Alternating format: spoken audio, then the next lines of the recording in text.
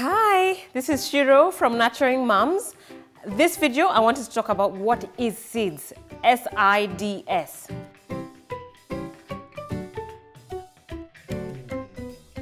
So SIDS stands for Sudden Infant Death Syndrome.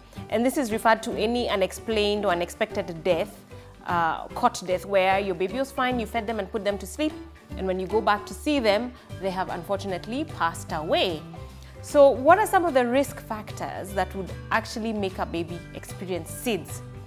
One of them is the brain development. There's a part of the brain that will control the breathing and also arousing from very, very deep sleep and helps a baby to wake up. But if this control, that part that controls this fails and a baby is unable to arouse or actually take a breath, then your baby may experience SIDS.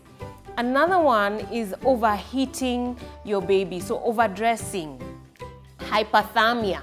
You've put on layers and layers and layers and layers on your baby, so they overheat so much, then they're not able to control their temperature. When they're young, they can't control their temperature, so they overheat, and some babies actually experience SIDS. Now, if you are in a cold place, warm the room. The baby doesn't have to sleep with the heater on throughout, and on top of the heater being on, you've even put sweaters, another sweater, and then 3 other layers of blankets. That baby is going to overheat and they're at risk of SIDS. Another thing that is a risk factor for SIDS is babies who are born premature. Premature babies cannot regulate their thermostat, and they're at a higher risk just because they're born, not fully developed. Their brain is also not fully developed. They may experience the sudden infant death syndrome, which is, any cot death, as I explained. Another risk for SIDS is smoking. Smoking during your pregnancy, and you're having your baby around secondhand smoke where maybe you or your partner continue to smoke when your baby is born. They're at a high risk of experiencing sudden infant death syndrome. Another one, which is I think number 5, as a risk factor for SIDS, is putting your baby to sleep on their tummy. So this is my baby, and I've said this before. There's an adage that says, back to sleep and tummy to play. So when you're putting your baby to sleep, they need to be sleeping on a firm surface, not a soft surface, a firm surface, and on their back. I know there's a lot of worry about baby being on their back, that they're going to choke, but it's actually been found, and research studies have been done, and they've even found there's a decrease, almost 50% decrease in the death rates for SIDS just because they started the campaign. The SIDS started campaign for babies sleeping on their back. This lowered the risk of sudden infant death syndrome, that unexplained death, when your baby is put in the cot. Another thing is you do not put your baby on their side. You know how adults sleep where the baby, you're lying on your hand and also on your hip. So you put your baby to sleep that way. The risk of them flipping and going on their tummy and then suffocating is very, very, very high. So you do not put your baby completely on their side, it's on their back, okay? Once in a while, if you feel your baby has been on their back for so long, then you can slightly put something and prop something there. But they should not be fully on their arm and their hip. So please don't put your baby to lie this way. They'll actually at a higher risk of flopping. Then we don't put our babies to sleep on their tummy.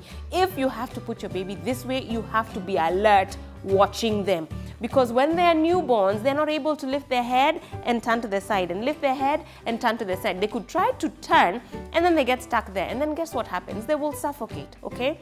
So when it also comes to SIDS, and in terms of sleeping, we do not encourage putting the baby in a cot that is filled with so many teddy bears and so many blankets and little toys around just to make the cot look pretty. No, it should just be the baby, their blanket that is nicely, firmly tucked in, and nothing else in the cot. One last thing, do not use a pillow for your baby. You know what happens? When you use a pillow, the airways are so tiny, you tend to bring up their neck this way. Then you obstruct their airway. They need to be flat and open, let the air go through their passageway easier than obstructing their airway by putting a pillow. So babies do not sleep with pillows. Use those pillows that you buy for something else, but not for your baby. Rooming in is encouraged. What is not encouraged is bed sharing. I know. Bed sharing is not encouraged, but rooming in with the parents, meaning the baby's in their own cot in your room, is what is encouraged. Because when you bed share, there's a risk of the baby being caught between the wall and the mattress, falling there, suffocating, or one of you may be lying on the baby, your arm is on their face, and you know they tend to suffocate, you forget you had a baby, and then they can't take a breath. I know it's the saddest thing that can ever happen to you, but those are the risk factors for SIDS. And I'll tell you this, research found so boys are at a higher risk of SIDS. So boys at a higher risk of SIDS, all right? So try to help your babies to sleep better and consider all those risk factors that I've talked about in the video. Please share this video with other people. This video needs to be shared so that people can understand that SIDS is real and there are so many risk factors that are involved, and the way you put your baby to sleep is one of them. Thank you for watching Nurturing Moms. My name is Shiro Shera, and Nurturing Moms is here to support you, to educate you, and to empower you.